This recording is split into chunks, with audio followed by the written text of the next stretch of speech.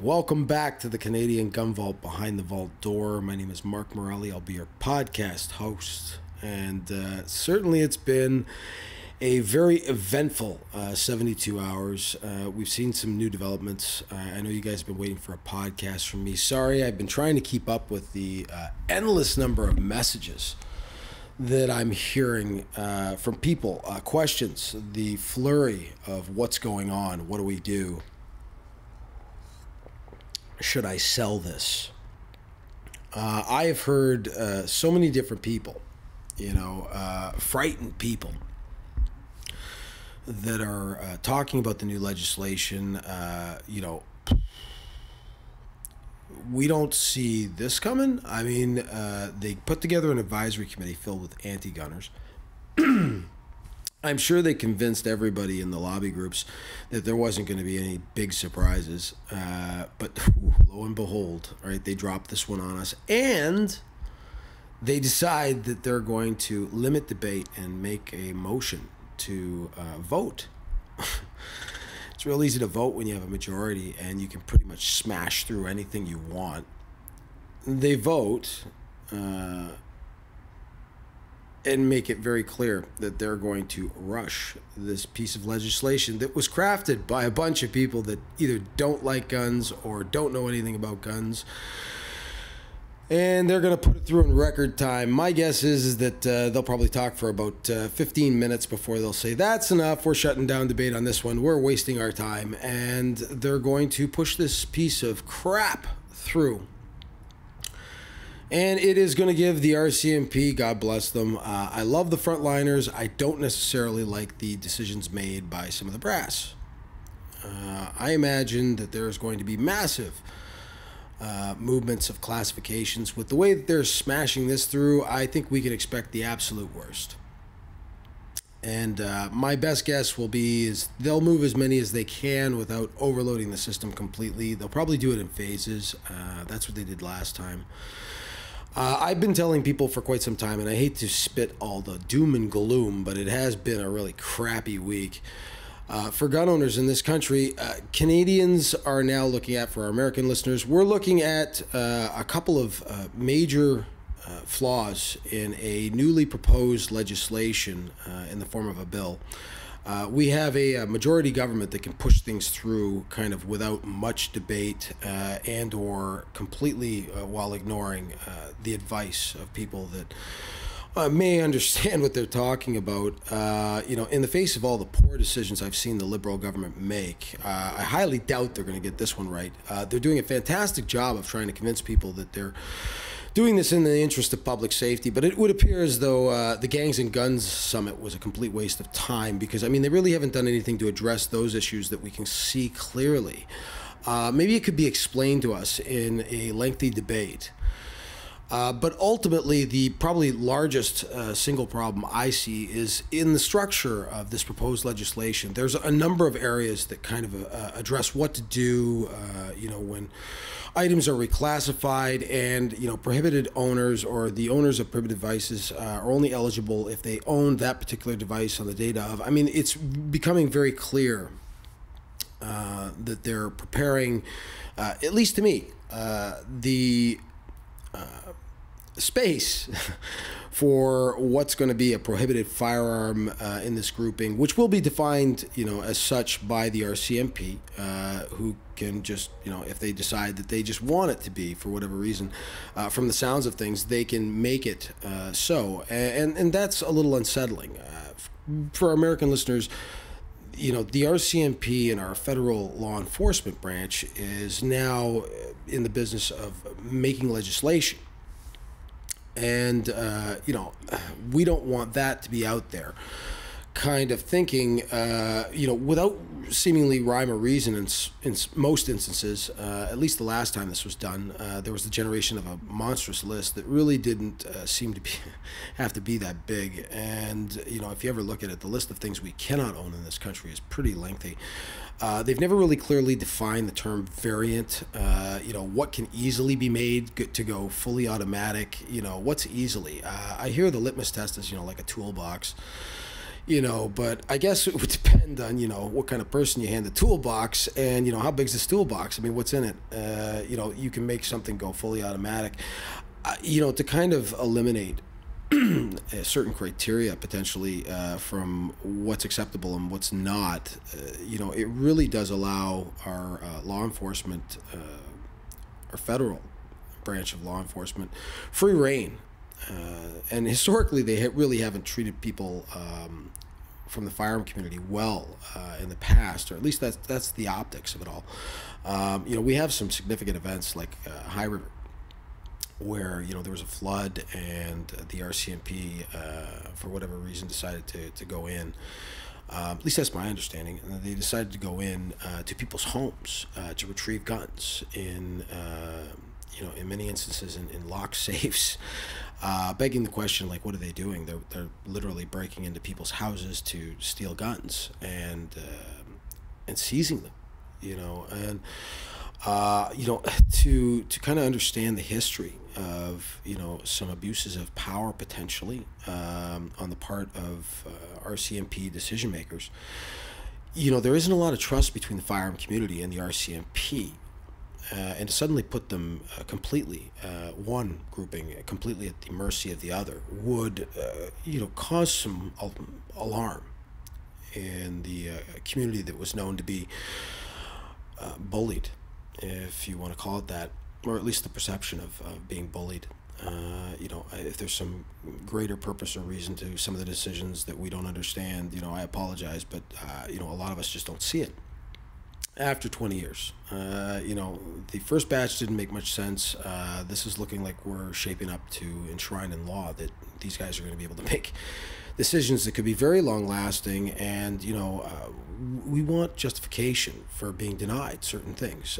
There's a lot of questions regarding, the size and content of the prohibition class now that exists, and certainly with the Swiss Arms and the 858s, starting as a non-restricted item and then becoming a prohibited item, and then reverting back, of course, with the ruling from Mr. Blaney, the former Minister of Public Safety, saying there's really no good reason for these rifles to not be exempt, and so by name they were. And so that decision has been reversed now, and now the 858s and the Swiss Arms are once again prohibited items, or going to be prohibited items. The proposal is that, and they've even given a deadline date for registration, I've heard.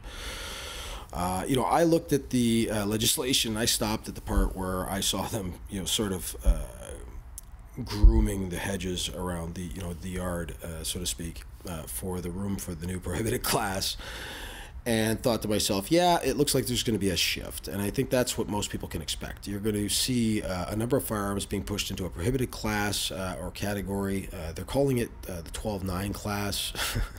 They'll just keep adding more sections to the 12 class. I don't know what's so bad about the 12s. I kind of feel bad. But there's going to be a new 12-9 class. A lot of people are under the misconception that, I get a prohib license. Back in the day when they first invented, or if you want to call it the prohib license system or the classification system, where they did give people these prohib licenses, there wasn't a lot of knowledge circulating around at the time to kind of have people kind of understand that there was a differentiation between the classes. So if you owned, something that was in the 12-4 class and you wanted something from a 12-5 class, you couldn't have that because you didn't have the correct license for it, and it was a different category of firearm. Now, when I say that, I mean like you could own a MAC-10 or an Uzi, but you couldn't own an MP5 or, an FN. So, like, I don't know why they wouldn't just make, well, you're not allowed to have it class, and just stopped at, 12-4. But it made more sense to break these people into groups, which you could attack at will, because they were smaller. And, that was kind of the thinking, I'm sure, behind the process. I know that if I was trying to wreck something, that's probably the way I would go about doing it. I'd break you all up into little groups. And then that way, as I attacked each smaller group, if you instilled enough fear in each of the grouping that you didn't want to be that first guy that we picked on, you might try and lay low. And that's historically what the firearm community has done. certain categories or groupings of activities or types of firearms or the types of people that shoot the firearms rather, engaging in different activities and events, would just kind of let it happen to the other grouping. And, okay, well, at least it's not us, was kind of the prevalent attitude. Which is really sad. I don't think that that's the kind of thinking that has done us any kind of service over the years. So I've actively encouraged everybody to bring friends of all disciplines to the Canadian Gun Vault. To watch us on YouTube, to listen to us here in the podcasts. Really love the idea of bringing all these different groupings around. Finding unity amongst the lobby groups would be really nice. I really do wish they could get along. I haven't seen a lot of cooperative effort. I think that would probably better serve our unified purpose. And I mean, the whole point of having lobby groups is to come together. And so to have all these splintered groups doing their own different things. I mean, I have very limited understanding. I keep on telling people, I'm entertainment branch of, the firearm community. And, we just happen to take a slightly more proactive role in terms of advocacy, than perhaps I had originally planned for the Canadian Gun Vault. I wanted to stay away from politics because I had some exposure to it for years.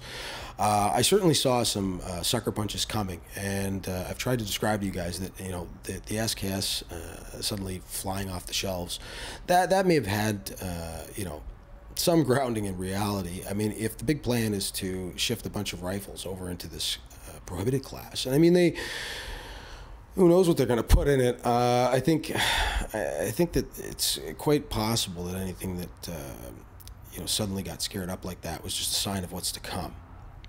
So I think people should prepare themselves for that. Back to the question of the 12.9, though. I've had a number of people say, well, does that give me the ability to own the other 12 classes? Like, woohoo, I have a prohib license. That means I can get an FN now. No, it's not like that. And I mean, people have been trying to sell them for ridiculous prices on some of the local websites and exchange forums for ridiculous amounts of money.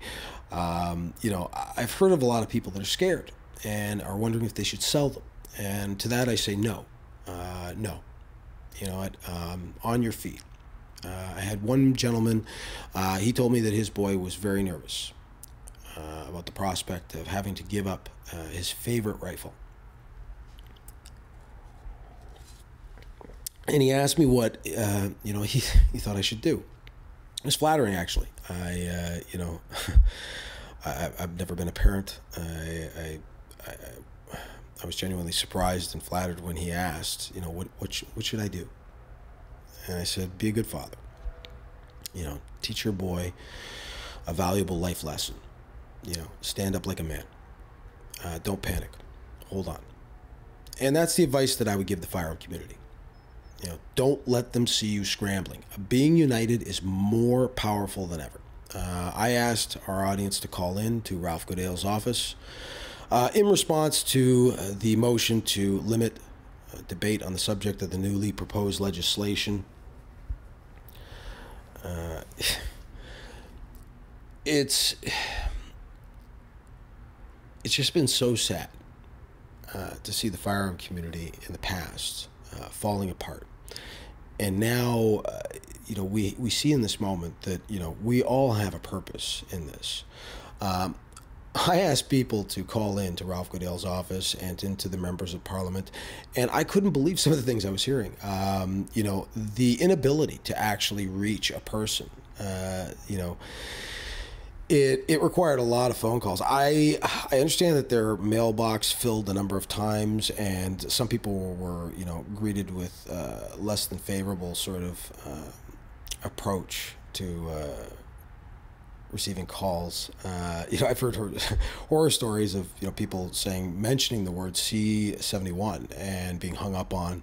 I don't know how much truth there is to it. I know that I spoke to the young lady when I called. And, she was friendly enough and lovely, I'm sure. But I decided that I was going to take a moment to talk to her. And this is where it's really important. Chances are if you've gotten a hold of a person, They've been tasked with taking calls and being the person on the line. I think there's a lot of merit in speaking to a person rather than leaving a message on an answering service. I left one a couple of days ago. I kind of saw the writing on the wall and knew something was coming down the pike. So, I had started asking the audience, you guys, to call in, and you were fantastic, to your members of parliament. The day before this all kind of dropped, with this movement to try and express to our members of parliament and to Ralph Goodale's office our dissatisfaction with the idea that they would limit debate on such an important subject that could have such an enormous impact on so many people.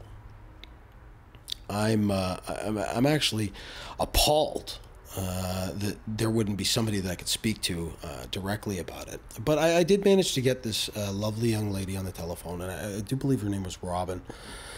And, she and I kind of spoke for a moment, and throughout the course of conversation, it came out where I said, well, no, I believe the word confiscation came up, and she said, well, nobody's going to have their firearms confiscated. And there was something about the tone that kind of made me react the way I did, which was, well, you know what, like, I survived the mid-90s, young lady, and I'm telling you that's exactly what they did. They changed the classification of certain guns, and some people had their property seized without any kind of compensation. And, I didn't go off, but I said, I had to work a lot of hours, to pay for a $600 item when I was that young, and I was told turn it in or go to jail. And that didn't seem too fair to me. And it looks like the firearm community is seeing some of the signs of the same sort of activities occurring.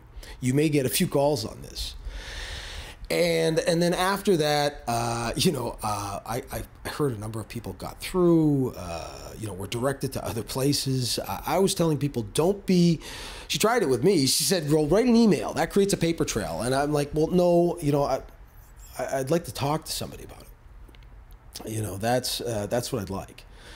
Rather than, sending an email that you could send an automated response to. And that's what happens, folks. You send in an email, there's somebody that has to click through about 8 billion emails. They look up at the top and they see the header C-71, and they're already sending an automated message.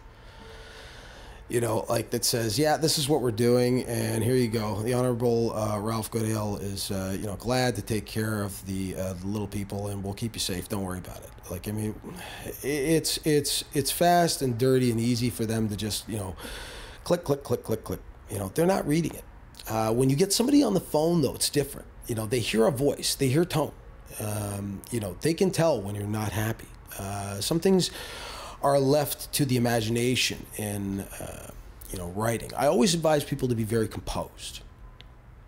Be composed, be calm. You can be passionate, but, don't say anything stupid. Please, folks, when you call in to anyone, I would suggest that you, never threaten them. And that hasn't happened, and it's not going to happen. Because, this audience has been nothing but delightfully respectful. And, we've proven that we can communicate ideas well.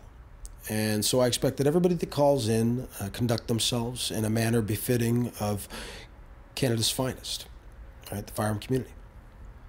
But I love that you guys called in. I have the impression that it was not a really good day for the people answering the phones, and a lot of messages were left. I love the idea of the phones continuously ringing in those offices. It's been questioned, what's the merit in doing that? I can tell you right now, there is merit in doing it. Getting somebody on the phone is always good. Having that phone ringing in that office nonstop is always good. It's definitely going to be good, when it comes to letting them know there's this many of us, we are organized, we will be active, we get involved, and we most certainly will tell everybody we know how we were treated, right? That nobody listened.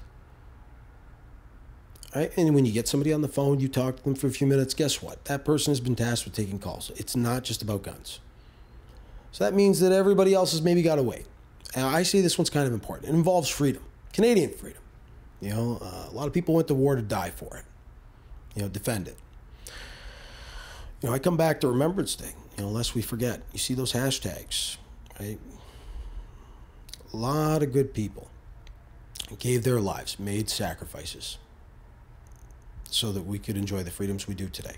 Let's not be in a big rush to let them slip through our fingers. So we stay calm, we stay composed, we express ourselves, we take the time out of our schedule to call. It's for something that's important. It's beyond guns, folks. I always tell people it's about more than the guns. It's about personal freedom and having it taken away. By the way, for the good people that listen to us down in the U.S., I feel for you too. I can see these protest marches, looking kind of bad. They're painting the NRA as, a demon. I've never known that to be the case. Certainly there's some extreme ideas. Some people have absolutely no room for compromise. I think that there's a lot of room for compromise. And to make perhaps this podcast about something more than, the doom and gloom, why don't we look forward? We'll look forward to better days with a better government. It's coming. I tell everybody you know, folks, vote conservative. Vote conservative, don't divide the vote, pick one. Girl or guy, I don't care, right? Pick a strong leader. We got to win the metropolitan strongholds. We got to tell everybody we know that there are so many problems with this government, and it is way, way, way more important than guns. Things that need to be stopped. It's important that we talk about these subjects, in a controlled way, and enlighten people. I always invite you to bring friends to the page to give them an education on firearms. I don't want it always to be a dim image, a bleak future for the future of firearms. We're definitely in for some rough days, but I'm dreaming of bigger things down the road. A conservative government in power with the majority. And the things that we could change, improve upon. Andrew Scheer was criticized for the idea of a body that would oversee fairness to all involved parties, in the interest of public safety, and, someone that would advocate for the firearm community or understand their needs at the very least. He was criticized for that. And I can tell you that the subject of firearms is a touchy one for any politician. We have to present as a cohesive large group in order to get the attention of any political leaders. So it probably is in our best interest for our main lobby group leaders to get together for a little summit. I think it's really important that we do that. People are calling for it. They want to see it. It's the kind of thing that during rough times like these would really bring us together in more ways than one. I definitely think that the lobby group leaders should reach out to one another to sit down and discuss, future strategies. Other than laying down, of course, and maybe get some fresh, interesting ideas thrown into the mix. There's got to be a little more that we can be doing. Is something that I'll just keep saying to myself in this fight, and that's what it is. It's a fight. It may be one that we're designed to lose. Quite frankly, the way that they're pushing things through now and not paying any attention to what anybody thinks or cares, and in the face of all logic, they're pretty much doing whatever they want. I think we can expect a pretty big push.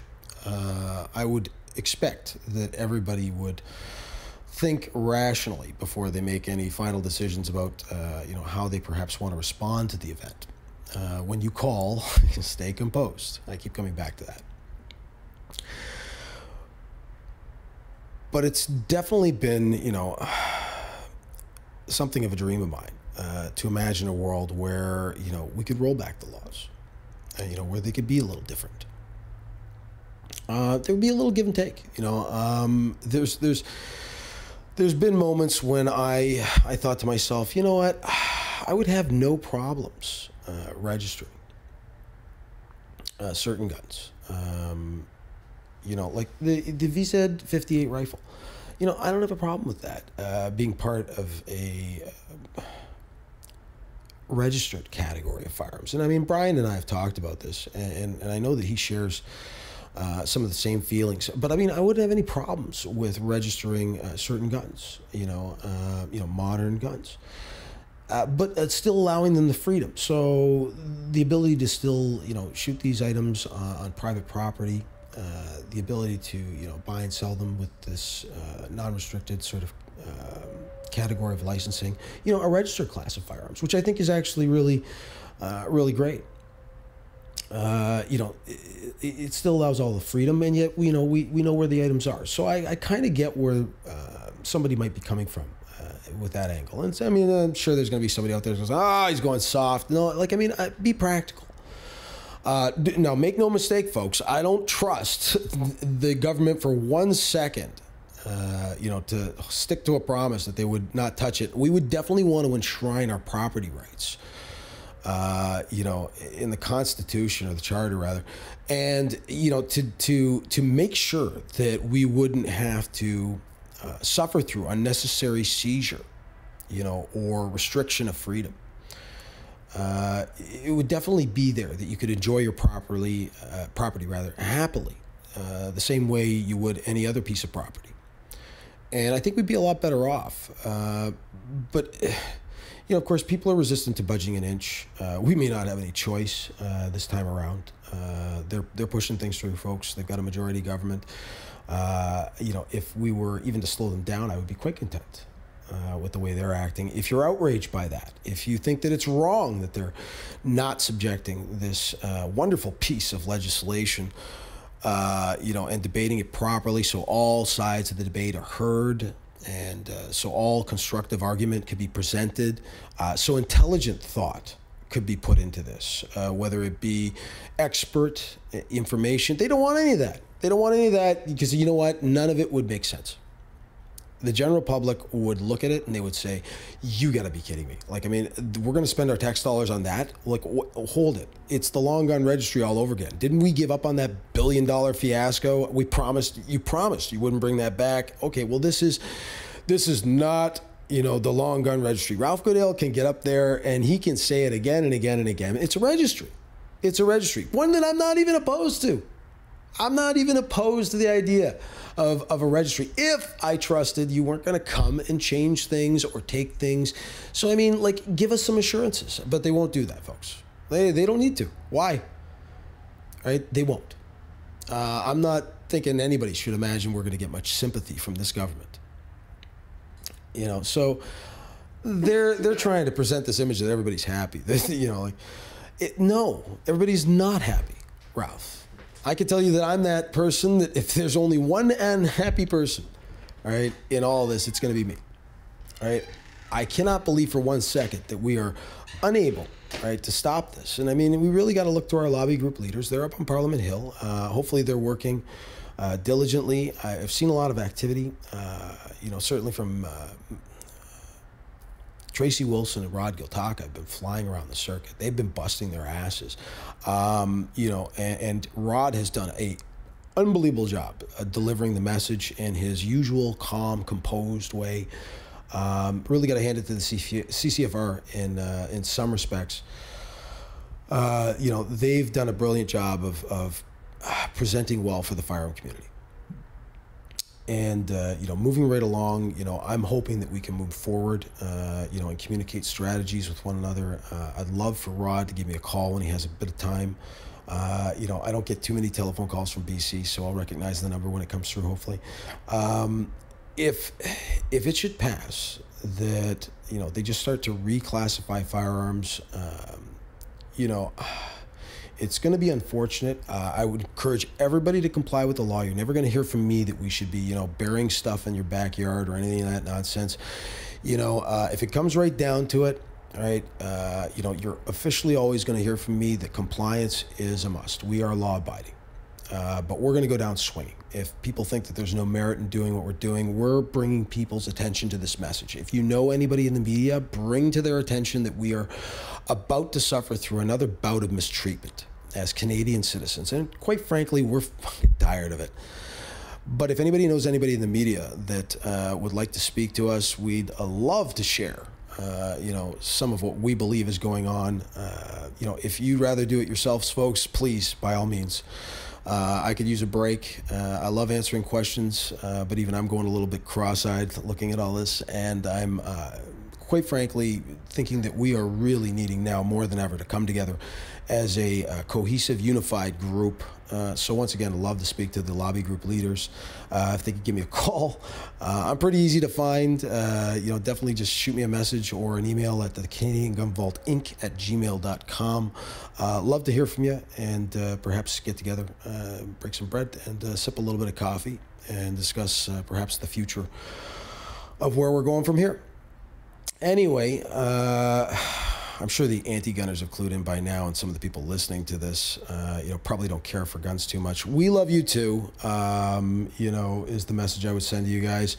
And thanks for listening. And certainly, if the Canadian people are willing to continue to fight for their rights, we're going to never stop doing that. So take away what you want, all right? It won't matter, right? We will still continue to fight for what we believe everybody in Canada deserves, which is fair treatment. Anyway, that's about all the time I have tonight for this evening's podcast. I hope you enjoyed it. And as always, Canada, shoot straight, stay safe.